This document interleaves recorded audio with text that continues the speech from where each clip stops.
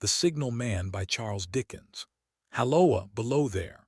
When he heard a voice thus calling to him, he was standing at the door of his box with a flag in his hand, furled round its short pole. One would have thought, considering the nature of the ground, that he could not have doubted from what quarter the voice came. But instead of looking up to where I stood on the top of the steep cutting nearly over his head, he turned himself about and looked down the line. There was something remarkable in his manner of doing so, though I could not have said for my life what. But I know it was remarkable enough to attract my notice, even though his figure was foreshortened and shadowed down in the deep trench, and mine was high above him, so steeped in the glow of an angry sunset that I had shaded my eyes with my hand before I saw him at all. Halloa, below! From looking down the line, he turned himself about again, and raising his eyes, saw my figure high above him. Is there any path by which I can come down and speak to you? He looked up at me without replying, and I looked down at him without pressing him too soon with a repetition of my idle question. Just then, there came a vague vibration in the earth and air, quickly changing into a violent pulsation, and an oncoming rush that caused me to start back, as though it had force to draw me down. When such vapor as rose to my height from this rapid train had passed me and was skimming away over the landscape, I looked down again and saw him refurling the flag he had shown while the train went by. I repeated my inquiry. After a pause, during which he seemed to regard me with fixed attention, he motioned with his rolled-up flag towards a point on my level, some 200 or 300 yards distant. I called down to him, "All right," and made for that point. There, by dint of looking closely about me, I found a rough zigzag descending path notched out, which I followed. The cutting was extremely deep and unusually precipitate. It was made through a clammy stone that became oozier and wetter as I went down. For these reasons, I found the way long enough to give me time to recall a singular air of reluctance or compulsion with which he had pointed out the path. When I came down low enough upon the zigzag descent to see him again, I saw that he was standing between the rails on the way by which the train had lately passed, in an attitude as if he were waiting for me to appear. He had his left hand at his chin, and that left elbow rested on his right hand crossed over his breast. His attitude was one of such expectation and watchfulness that I stopped a moment, wondering at it. I resumed my downward way, and stepping out upon the level of the railroad and drawing nearer to him, saw that he was a dark, sallow man, with a dark beard and rather heavy eyebrows. His post was in as solitary and dismal a place as ever I saw. On either side, a dripping wet wall of jagged stone, excluding all view but a strip of sky. The perspective one way, only a crooked prolongation of this great dungeon. The shorter perspective in the other direction, terminating in a gloomy red light, and the gloomier entrance to a black tunnel, in whose massive architecture there was a barbarous, depressing, and forbidding air. So little sunlight ever found its way to this spot that it had an earthy, deadly smell, and so much cold wind rushed through it that it struck chill to me, as if I had left the natural world. Before he stirred, I was near enough to him to have touched him. Not even then removing his eyes from mine, he stepped back one step and lifted his hand. This was a lonesome post to occupy, I said, and it had riveted my attention when I looked down from up yonder. A visitor was a rarity, I should suppose, not an unwelcome rarity, I hoped. In me, he merely saw a man who had been shut up within narrow limits all his life, and who, being at last set free, had a newly awakened interest in these great works. To such purpose I spoke to him, but I am far from sure of the terms I used, for besides that I am not happy in opening any conversation, there was something in the man that daunted me. He directed a most curious look towards the red light near the tunnel's mouth and looked all about it, as if something were missing from it, and then looked at me. That light was part of his charge, was it not? He answered in a low voice, "Don't you know it is?" The monstrous thought came into my mind as I perused the fixed eyes and the saturnine face that this was a spirit, not a man. I have speculated since whether there may have been infection in his mind. In my turn, I stepped back. But in making the action I detected in his eyes some latent fear of me. This put the monstrous thought to flight. You look at me, I said, forcing a smile, as if you had a dread of me. I was doubtful, he returned, whether I had seen you before. Where? He pointed to the red light he had looked at. There, I said. Intently watchful of me, he replied, but without sound, yes. My good fellow, what should I do there? However, be that as it may, I never was there, you may swear. I think I may, he rejoined. Yes, I am sure I may. His manner cleared like my own. He replied to my remarks with readiness and in Welch's and words. Had he much to do there? Yes. That was to say, he had enough responsibility to bear, but exactness and watchfulness were what was required of him, and of actual work, manual labor, he had next to none. To change that signal, to trim those lights, and to turn this iron handle now and then, was all he had to do under that head. Regarding those many long and lonely hours of which I seemed to make so much, he could only say that the routine of his life had shaped itself into that form, and he had grown used to it. He had taught himself a language down here, if only to know it by sight, and to have formed his own crude ideas of its pronunciation, could be called learning it. He had also worked at fractions and decimals and tried a little algebra, but he was, and had been as a boy, a poor hand at figures. Was it necessary for him, when on duty, always to remain in that channel of damp air, and could he never rise into the sunshine from between those high stone walls? Why, that depended upon times and circumstances. Under some conditions, there would be less upon the line than under others, and the same held good as to certain hours of the day and night. In bright weather, he did choose occasions for getting a little above these lower shadows, but being at all times liable to be called by his electric bell, and at such times listening for it with redoubled anxiety, the relief was less than I would suppose. He took me into his box, where there was a fire, a desk for an official book in which he had to make certain entries, a telegraphic instrument with its dial face and needles, and the little bell of which he had spoken. On my trusting that he would excuse the remark that he had been well educated, and I hoped I might say without offense, perhaps educated above that station, he observed that instances of slight incongruity in such wise would rarely be found wanting among large bodies of men, that he had heard it was so in workhouses, in the police force, even in that last desperate resource, the army, and that he knew it was so, more or less, in any great railway staff. He had been, when young, if I could believe it, sitting in that hut, he scarcely could, a student of natural philosophy, and had attended lectures, but he had run wild, misused his opportunities, gone down, and never risen again. He had no complaint to offer about that. He had made his bed, and he lay upon it. It was far too late to make another.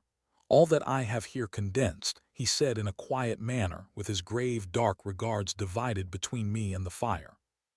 He threw in the word "sir" from time to time, and especially when he referred to his youth, as though to request me to understand that he claimed to be nothing but what I found him. He was several times interrupted by the little bell, and had to read off messages and send replies. Once, he had to stand without the door and display a flag as a train passed, and make some verbal communication to the driver. In the discharge of his duties I observed him to be remarkably exact and vigilant, breaking off his discourse at a syllable, and remaining silent until what he had to do was done.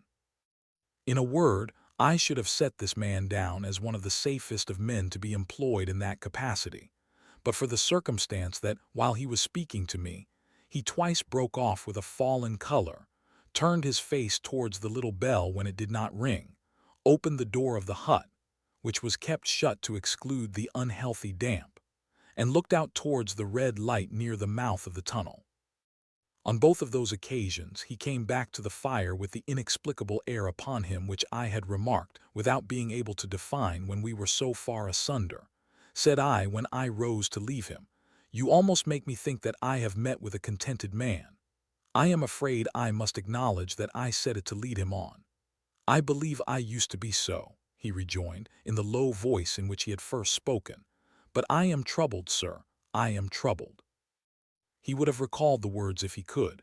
He had said them, however, and I took them up quickly. "With what? What is your trouble?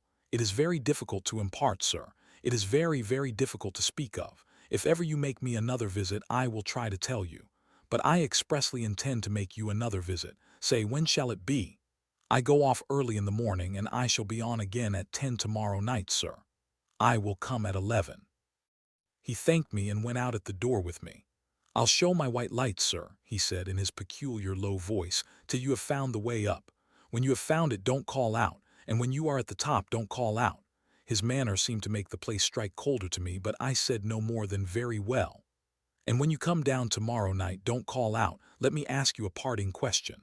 What made you cry halloa below there tonight? Heaven knows, said I. I cried something to that effect. Not to that effect, sir. Those were the very words. I know them well. Admit those were the very words. I said them, no doubt, because I saw you below. For no other reason. What other reason could I possibly have? You had no feeling that they were conveyed to you in any supernatural way. No. He wished me good night and held up his light. I walked by the side of the down line of rails with a very disagreeable sensation of a train coming behind me until I found the path. It was easier to mount than to descend, and I got back to my inn without any adventure. Punctual to my appointment, I placed my foot on the first notch of the zigzag next night as the distant clocks were striking 11. He was waiting for me at the bottom with his white light on. I have not called out, I said when we came close together. May I speak now? By all means, sir. Good night then, and here's my hand. Good night, sir, and here's mine. With that we walked side by side to his box, entered it, closed the door, and sat down by the fire. I have made up my mind, sir, he began, bending forward as soon as we were seated and speaking in a tone but a little above a whisper, that you shall not have to ask me twice what troubles me.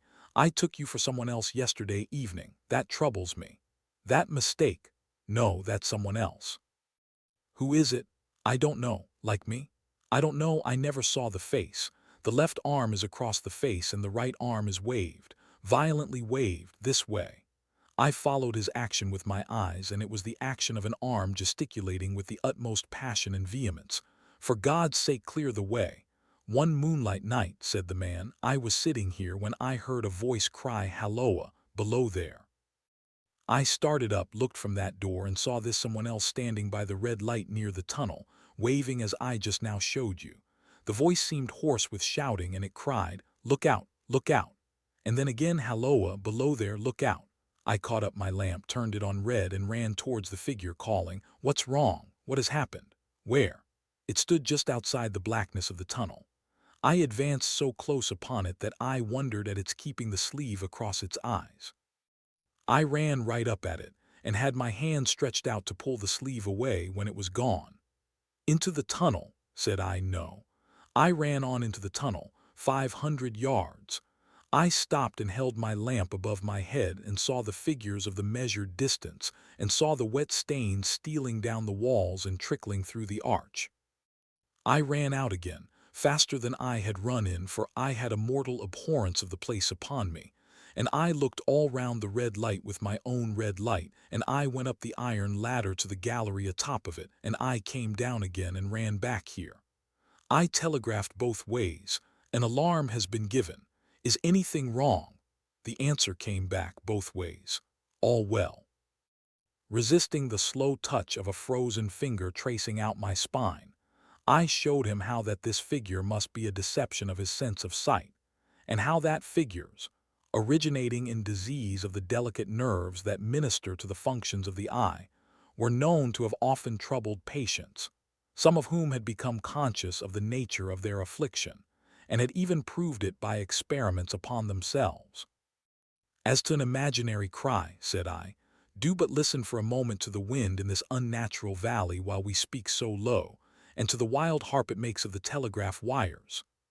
That was all very well, he returned, after we had sat listening for a while, and he ought to know something of the wind and the wires, he who so often passed long winter nights there, alone and watching. But he would beg to remark that he had not finished.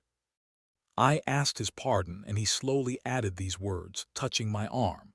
Within 6 hours after the appearance, the memorable accident on this line happened, and within 10 hours the dead and wounded were brought along through the tunnel over the spot where the figure had stood. A disagreeable shudder crept over me, but I did my best against it. It was not to be denied, I rejoined, that this was a remarkable coincidence, calculated deeply to impress his mind. But it was unquestionable that remarkable coincidences did continually occur, and they must be taken into account in dealing with such a subject. Though to be sure I must admit, I added, for I thought I saw that he was going to bring the objection to bear upon me. Men of common sense did not allow much for coincidences in making the ordinary calculations of life. He again begged to remark that he had not finished. I again begged his pardon for being betrayed into interruptions. This, he said, again laying his hand upon my arm and glancing over his shoulder with hollow eyes, was just a year ago. 6 or 7 months passed, and I had recovered from the surprise and shock when one morning, as the day was breaking, I, standing at that door, looked towards the red light and saw the spectre again. He stopped with a fixed look at me.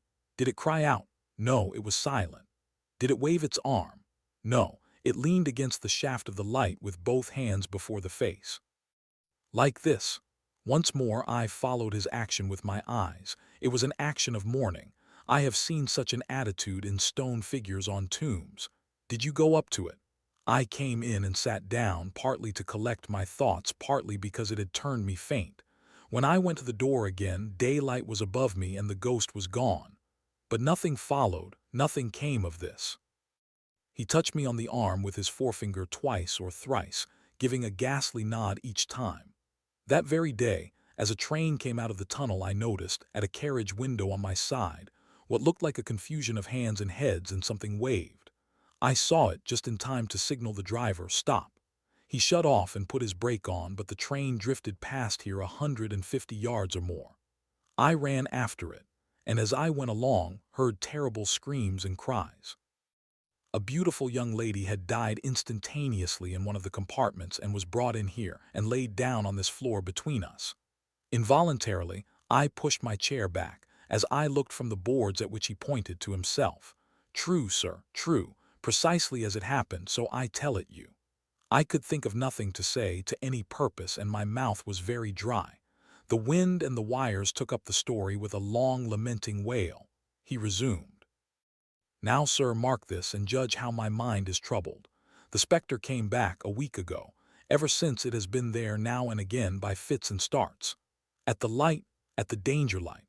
What does it seem to do? He repeated, if possible with increased passion and vehemence, that former gesticulation of "for God's sake clear the way." Then he went on. I have no peace or rest for it. It calls to me for many minutes together in an agonized manner, "Below there, look out, look out." It stands waving to me. It rings my little bell. I caught at that.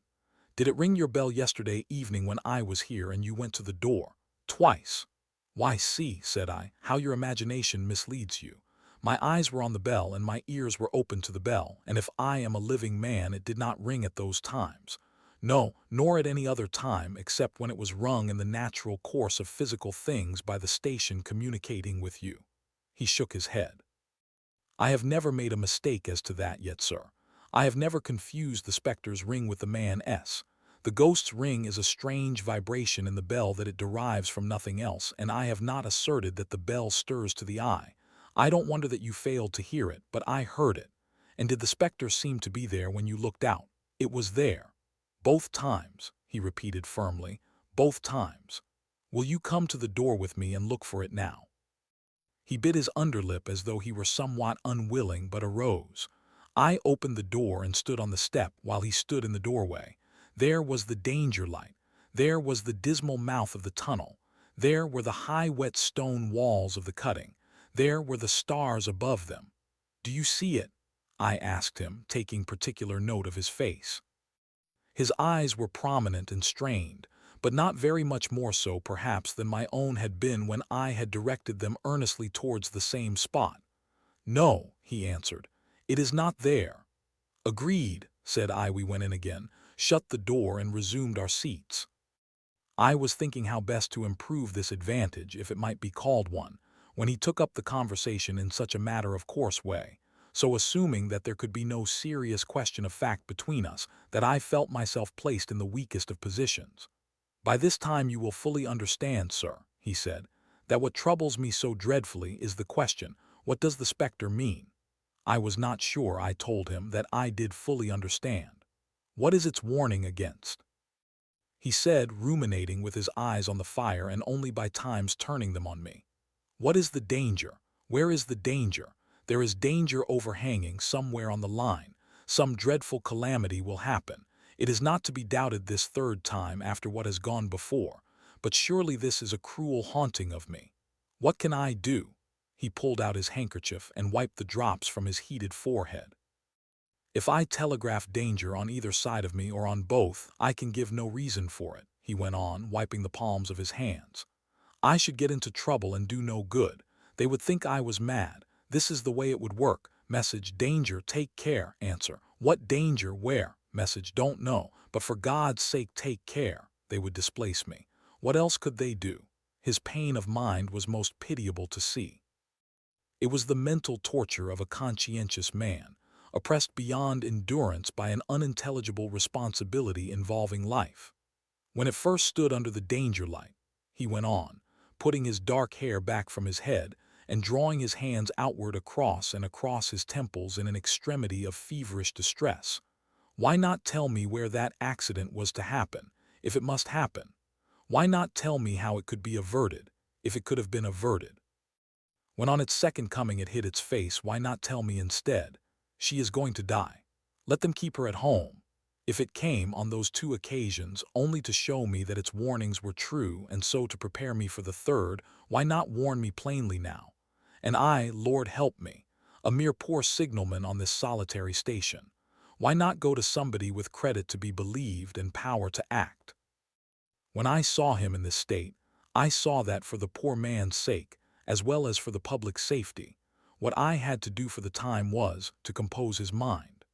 Therefore, setting aside all question of reality or unreality between us, I represented to him that whoever thoroughly discharged his duty must do well, and that at least it was his comfort that he understood his duty, though he did not understand these confounding appearances. In this effort I succeeded far better than in the attempt to reason him out of his conviction. He became calm. The occupations incidental to his post as the night advanced began to make larger demands on his attention, and I left him at 2 in the morning. I had offered to stay through the night, but he would not hear of it. That I more than once looked back at the red light as I ascended the pathway, that I did not like the red light, and that I should have slept but poorly if my bed had been under it, I see no reason to conceal. Nor did I like the two sequences of the accident and the dead girl. I see no reason to conceal that either. But what ran most in my thoughts was the consideration how ought I to act, having become the recipient of this disclosure. I had proved the man to be intelligent, vigilant, painstaking, and exact, but how long might he remain so in his state of mind? Though in a subordinate position, still he held a most important trust, and would I, for instance, like to stake my own life on the chances of his continuing to execute it with precision. Unable to overcome a feeling that there would be something treacherous in my communicating what he had told me to his superiors in the company, without first being plain with himself and proposing a middle course to him, I ultimately resolved to offer to accompany him, otherwise keeping his secret for the present, to the wisest medical practitioner we could hear of in those parts, and to take his opinion. A change in his time of duty would come round next night. He had apprised me, and he would be off an hour or two after sunrise, and on again soon after sunset. I had appointed to return accordingly. Next evening was a lovely evening, and I walked out early to enjoy it.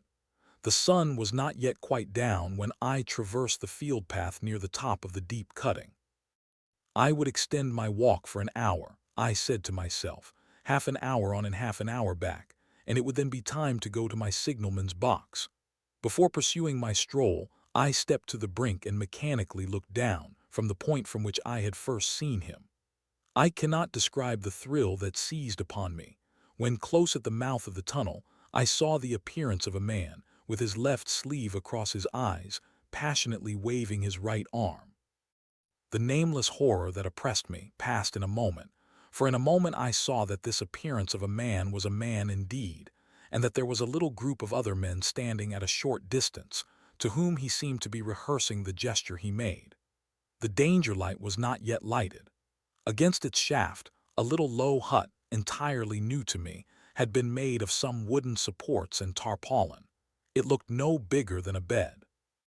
With an irresistible sense that something was wrong, with a flashing self-reproachful fear that fatal mischief had come of my leaving the man there, and causing no one to be sent to overlook or correct what he did, I descended the notched path with all the speed I could make.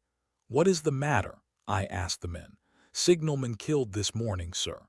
"Not the man belonging to that box?" "Yes, sir." "Not the man I know." "You will recognize him, sir, if you knew him," said the man who spoke for the others, solemnly uncovering his own head and raising an end of the tarpaulin, "for his face is quite composed." "Oh, how did this happen? How did this happen?" I asked, turning from one to another as the hut closed in again. "He was cut down by an engine, sir. No man in England knew his work better, but somehow he was not clear of the outer rail. It was just at broad day. He had struck the light and had the lamp in his hand. As the engine came out of the tunnel, his back was towards her and she cut him down. That man drove her and was showing how it happened. Show the gentleman, Tom." The man, who wore a rough dark dress, stepped back to his former place at the mouth of the tunnel. "Coming round the curve in the tunnel, sir," he said. "I saw him at the end, like as if I saw him down a perspective glass.